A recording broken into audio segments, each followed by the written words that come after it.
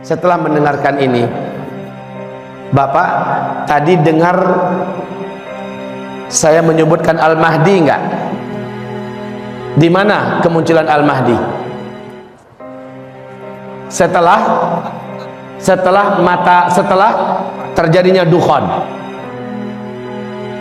Rasulullah bersabda, saat Al-Mahdi muncul, kalian sudah kembali seperti zaman sekarang, kata Nabi. Kalian akan berperang bersama Al-Mahdi menggunakan pedang, menggunakan panah, menggunakan tombak, dan kalian akan berlari berjalan di atas kaki kalian. Kalian akan menunggang kembali kuda-kuda perang kalian. Thumma udtum min haitsu bada'tum wa udtum min haitsu bada'tum wa udtum min haitsu bada'tum. Saat Al-Mahdi muncul, kondisi kalian ketika itu sudah kembali secara total dan sempurna seperti hari ini, kata Rasulullah sallallahu alaihi wasallam. Kita dipaksa oleh Allah hidup menjadi manusia seperti zaman dulu, serba manual. Aneh. Ini Al-Mahdi setelah dukhan. Albert Einstein, Bapak ingat nggak dengan orang ini? Namanya Albert Einstein, bapak fisika dunia, konon katanya begitu. Beliau ditemui oleh lebih dari 2000 wartawan seluruh dunia, termasuk dari negara-negara maju yang sedang berlomba-lomba membangun industri-industri nuklir, pabrik-pabrik senjata modern dalam persiapan perang dunia ketiga. Wartawan ini mendesak Albert Einstein, Tuan Albert, apa pandangan engkau perang dunia ketiga nanti seperti apa?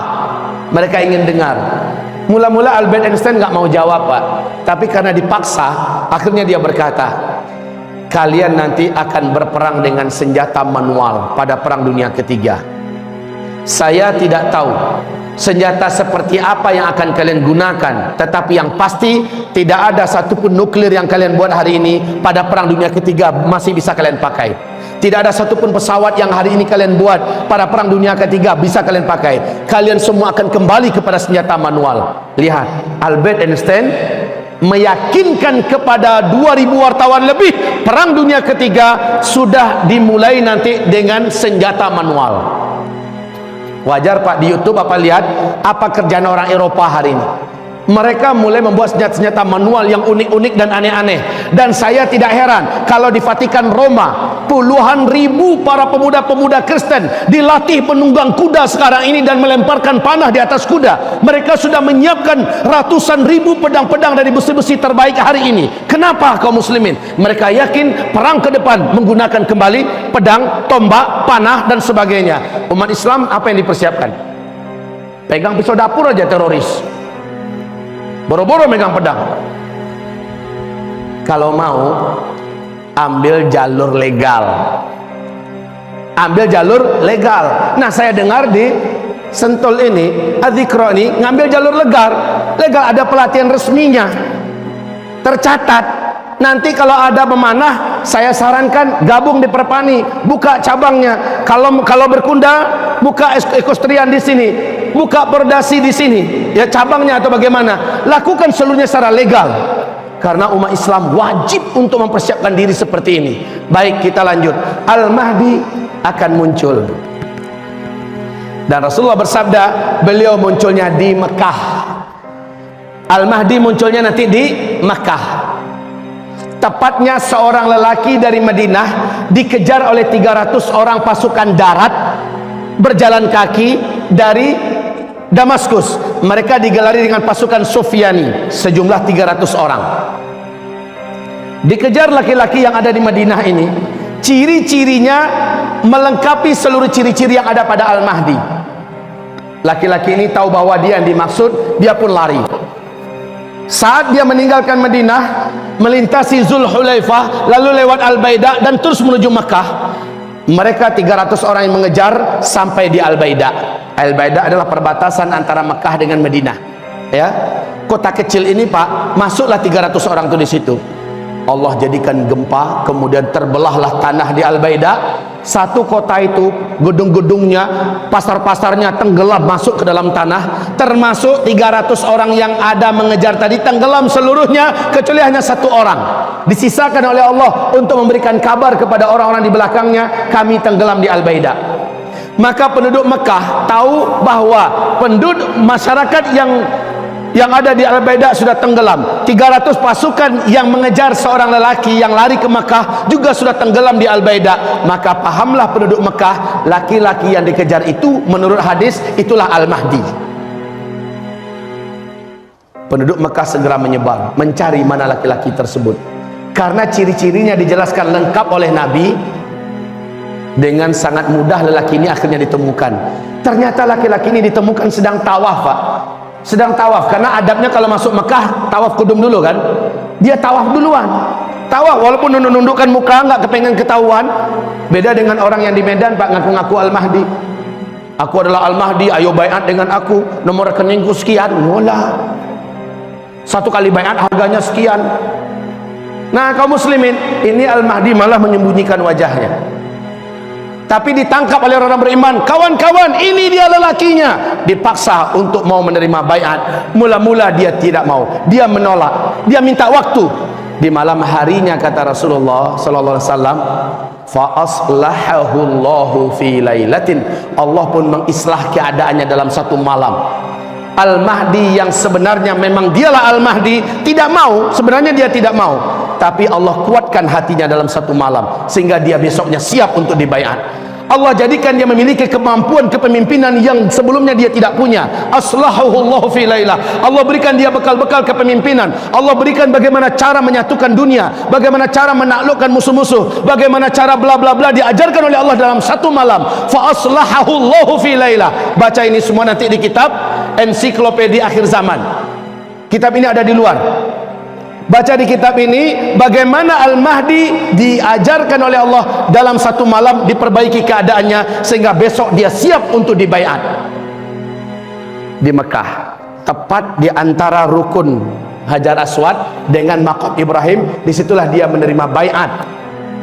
Kaum muslimin, ciri-ciri Al-Mahdi itu kata Ali bin Abi Thalib dalam hadis yang sahih, yushbihu nabiyakum fil khalqi fil khuluqi wala yushbihuhu fil khalqi. Al-Mahdi itu nanti adalah dari keturunan kandung anakku ini. Ali sambil memegang Hasan bin Ali. Anak Ali kan kembar dua, Hasan Hussein. Ali memegang Hasan. Apa kata Ali? Hasan ini adalah seorang sayyid. Dari keturunannya nanti akan muncul seorang pemimpin umat di akhir zaman. Namanya sama dengan nama Nabi kamu, nama ayahnya sama dengan nama ayah Nabi kamu, Muhammad bin Abdullah atau Ahmad bin Abdullah. Dia mirip dengan Nabi kamu di bidang akhlak, tapi dia tidak mirip dengan Nabi kamu di bidang bentuk. Nih, kalau lihat kemarin di YouTube menyebar ada penampakan atau muncul sosok cicit Nabi yang sangat rupawan. Kalau benar itu adalah cicit Nabi, setidaknya kurang lebih Rasulullah itu memang menawan, Pak. Putih, bersih, indah, wajahnya menarik, semuanya lengkap pada sosok Nabi. Tapi Al-Mahdi beda. Al-Mahdi kata Rasulullah SAW, warna kulitnya, sampai ke warna kulit Nabi sebutkan, Pak, warna kulitnya coklat kehitam-hitaman, warna rambutnya pirang, warna jenggotnya tebal sampai ke dada, jenggot teroris. Alisnya kata Rasulullah melengkung seperti bulan purnama, maaf, melengkung seperti bulan sabit. Hidungnya, tulang hidungnya mancung dan lurus. Jadi hidung-hidung yang kayak kita-kita ini nggak laku jadi Al-Mahdi. Bibir atas dan bibir bawahnya sama tebal, seimbang dan indah dilihat. Giginya kata Rasulullah rata, tidak ada yang boneng ke depan, tidak ada yang mundur ke belakang. Jarak antara satu gigi dengan gigi yang lain dapat dimasukkan sehelai benang. Kemudian kata Rasulullah sallallahu alaihi wasallam, Al-Mahdi ini saat dibaiat persis dalam usia aku diangkat oleh Allah menjadi nabi dan rasul. Usianya 40 tahun. Ciri-cirinya, tingginya, bidang dadanya, bulu dadanya, Nabi ceritakan dengan detail. Sampai-sampai kata Rasulullah, dia berbicara dan berbahasa dengan bahasa yang fasih, tapi tidak lancar mengucapkan huruf ra. hurufnya agak cadel Pak ya. Baik kaum muslimin, Rasulullah Shallallahu Alaihi Wasallam meneruskan, ada tanda-tanda alam menjelang kedatangan Al-Mahdi yang tidak bisa dikarang-karang, nggak bisa ditutup-tutupi. Tanda-tanda alam ini, yang pertama, Al-Mahdi akan muncul ketika Jazirah Arab dan negeri Arab sudah mulai dituruni salju.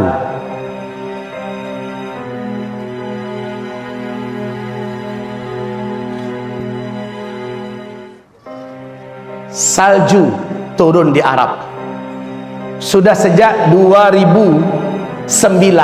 Salju mulai diansur-ansur Pak. 2012 sudah tebal, 2013 makin hebat, 2014 sudah mendekati Mekah, 2015 kemarin sahabat saya di Mekah kirim foto terbaru, video bukan foto lagi, video terbaru. Di Mekah sudah ada lembah yang sudah menggenang air, di pinggirnya sudah ada salju Pak. Syekh Saud Shuraim saat salju pertama mulai turun di Jazirah Arab, khususnya di Arab Saudi, dia berteriak sambil khutbah Jumat dan dia berkata, hadhi ayatun min ayatillah, ini adalah satu tanda di antara tanda-tanda ayat-ayat Allah fi akhir zaman, di akhir zaman. Hai manusia, ketahuilah oleh kalian, adakah tanda yang lebih jelas melainkan salju turun di Jazirah Arab? Kan nggak pernah kan sebelumnya kan, nggak kebayang, malah negeri gersang panas tandus kayak Arab gitu bisa turun salju. Tapi sekarang Mbak, seorang pilot pesawat Air Asia orang Indonesia, tinggalnya di Pak Ali namanya, tinggalnya di Cyber City ya, di Malaysia. Beliau mengatakan 3 tahun terakhir ini asal dia masuk daerah Arab, khususnya daerah Arab Saudi, langit itu selalu berawan sekarang. Dulu enggak, dan makin kesininya makin tebal awannya, makin hitam Pak. Ketika dia landing di mana-mana tempat dia sudah melihat ada tumpukan-tumpukan salju. Masya Allah, ini adalah tanda Al-Mahdi sudah sangat dekat. Bukankah Rasulullah bersabda, jika kamu mendengar Al-Mahdi keluar, kamu wajib pergi kepadanya, berbaiat bersamanya walau merangkak di atas salju. Kalimat merangkak di atas salju menandakan sudah tidak ada mobil, sudah tidak ada pesawat, tidak ada helikopter, walaupun jalan kaki, kejar, menyusullah, bergabunglah dengan Al-Mahdi walau merangkak di atas salju. Baik, salju di Arab. Berikutnya, menjelang Al-Mahdi keluar, terjadi kekacauan dan huru hara yang merata di Timur Tengah. Huru hara di mana-mana menjelang Al-Mahdi keluar. Gimana kondisi Arab sekarang? Gimana kondisi Arab sekarang? Jawab.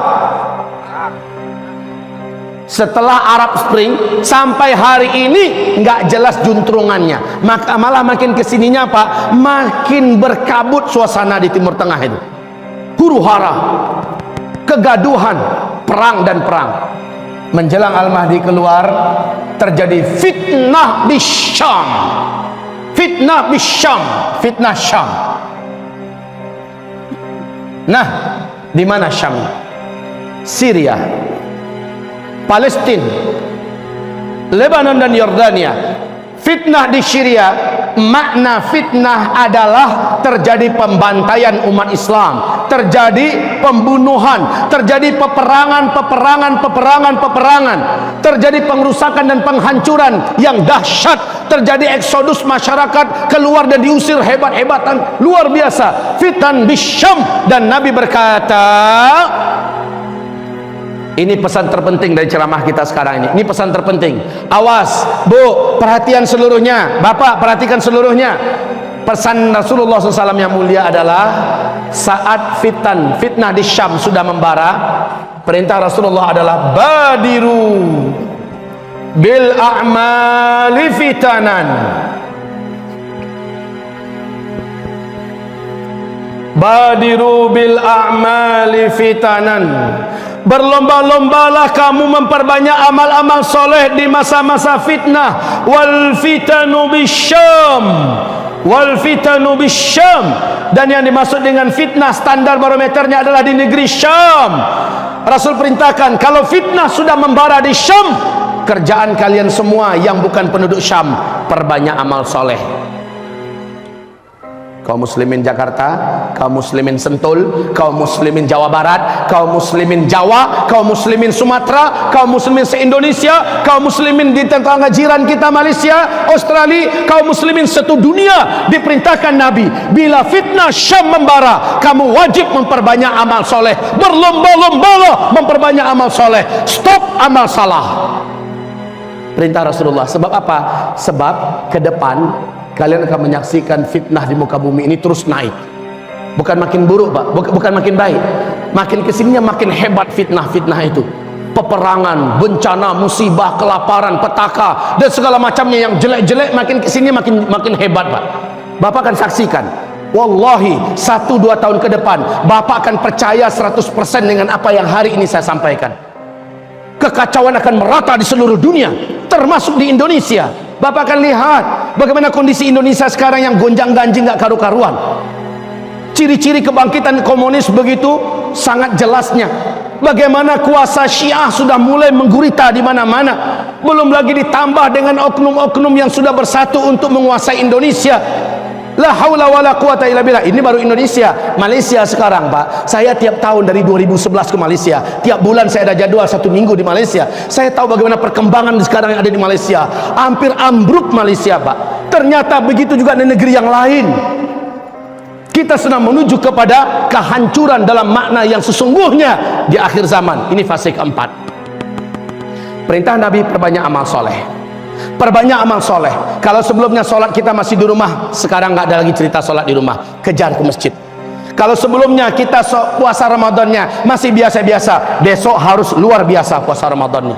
Banyak diisi dengan qiraah Quran, banyak diisi dengan majlis zikir, banyak diisi dengan majlis ilmu. Perbanyakkan kita beribadah kepada Allah SWT.